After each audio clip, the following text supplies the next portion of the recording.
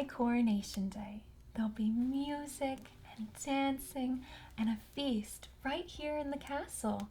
And you'll be invited too, Squeaky. Oh, hello! Is it time already? We can keep party planning later, Squeaky, because right now it's story time. Oh, good evening. Did I hear you planning your coronation day festivities, Juliette? Oh, yes, but just dreaming for now. I know it's quite a long way off. Yes, well, we've only just begun your lesson, so you're nowhere near ready to be queen just yet. And mind your manners, Juliette, you mustn't speak of festivities in front of guests without, of course, inviting them. Oh, yes, you are cordially invited. Someday. I knew a family once who didn't include everyone in their invitation to their feast, and oh boy, it did not turn out well. A curse only broken by true love. Let's read that story, shall we?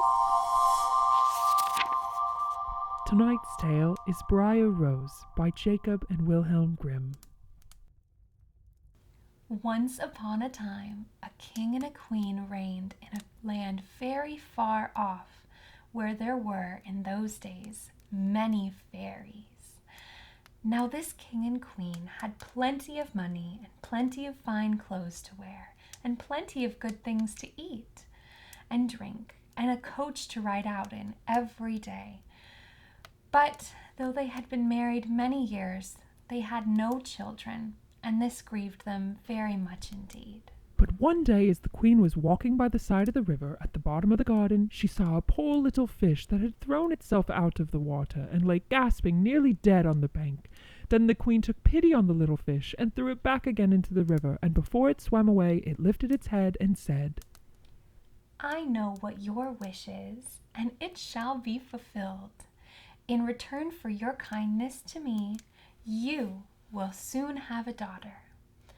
What the little fish had foretold soon came to pass, and the queen had a little girl, so very beautiful that the king could not cease looking on it for joy. And she said he would hold a great feast and make merry and show the child to all the land. So he asked his kinsmen, the nobles, friends, and neighbors.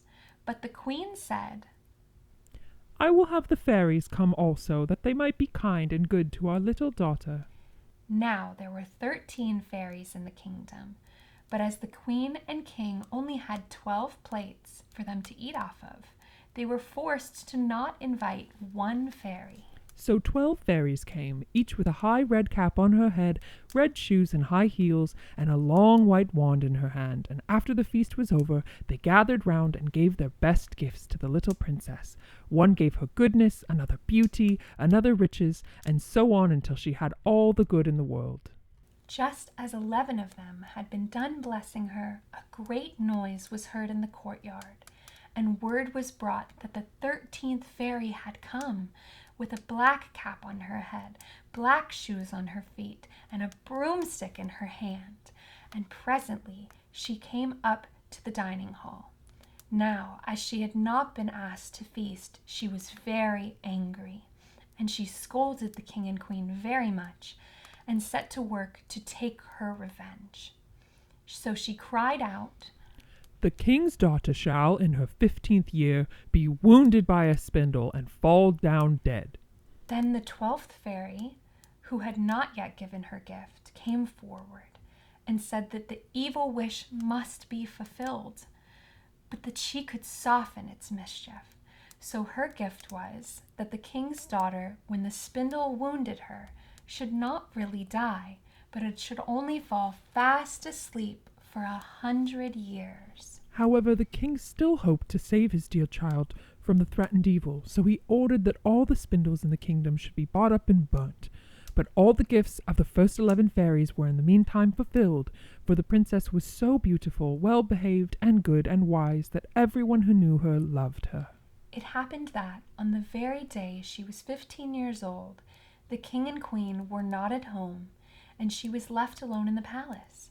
So she roamed about all by herself and looked in all the rooms and chambers, till the last one she came to an old tower, to which there was a narrow staircase ending with a little door.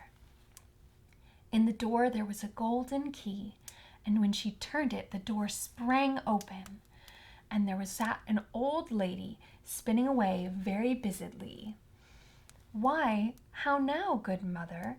said the princess. "What are you doing here?" "Spinning," said the old lady, and nodded her head, humming a tune while buzz went the wheel. "How pretty that little thing turns round," said the princess, and took the spindle and began to try to spin. But scarcely had she touched it before the fairy's prophecy was fulfilled. The spindle wounded her, and she fell down lifeless on the ground. However, she was not dead, but had only fallen into a deep sleep, and the king and the queen, who had just come home, and all their court, fell asleep too. And the horses slept in the stables, and the dogs in the court, and the pigeons on the housetop, and the very flies slept along the walls. Even the fire in the hearth left off blazing, and went to sleep. The jack stopped, and the spit that was turning about with a goose upon it for the king's dinner stood still. And the cook, who was at that moment pulling the kitchen boy by the hair to give him a box on the ear for something he had done amiss, let him go, and both fell asleep. The butler, who was slying tastily his ale, fell asleep with the jug at his lips, and thus everything stood still and slept soundly.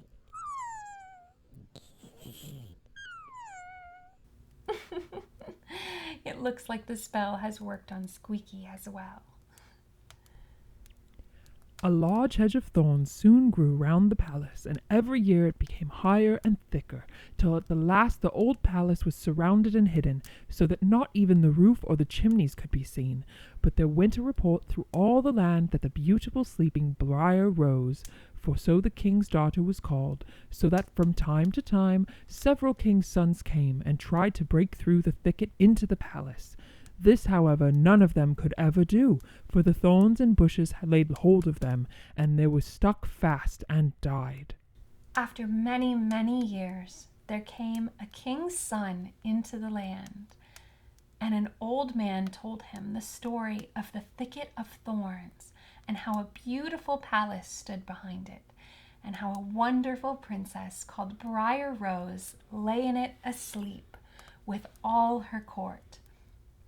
He told, too, how he had heard from his grandfather that many, many princes had come and had tried to break through the thicket, but that they had all stuck fast in it and died. And the young prince said, "All this shall not frighten me. I will go and see this Briar Rose." The old man tried to hinder him, but he was bent upon going.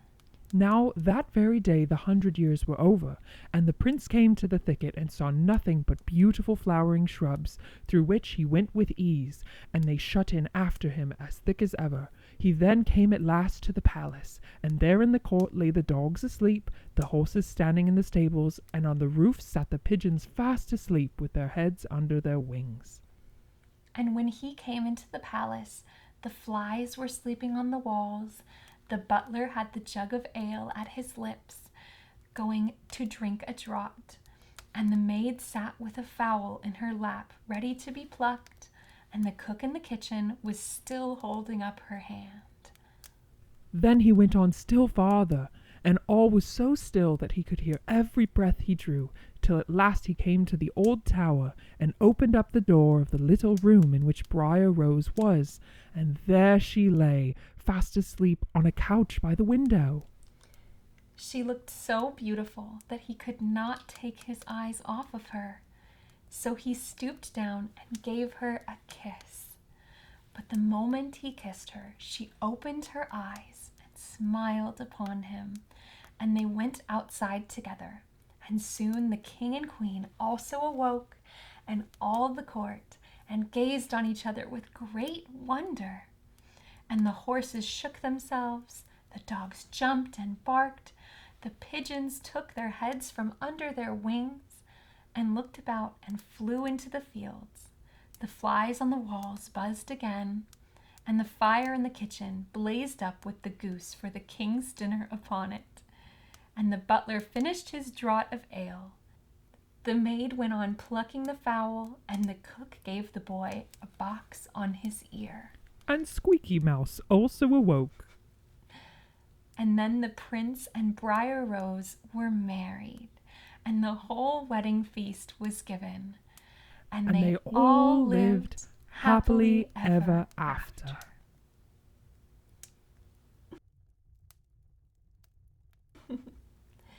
That was quite a powerful spell, wasn't it, Squeaky? Yes, it was, and had all the fairies been invited, her feelings never would have been hurt so badly to cause such a curse. It is very important to include everyone. Yes, and true love broke the curse in the end, didn't it? Yes, true love conquers any curse. Well, someday at my coronation, everyone will be invited, and I'll make sure nobody casts a spell on you, Squeaky. Sweet dreams, everyone. Good night.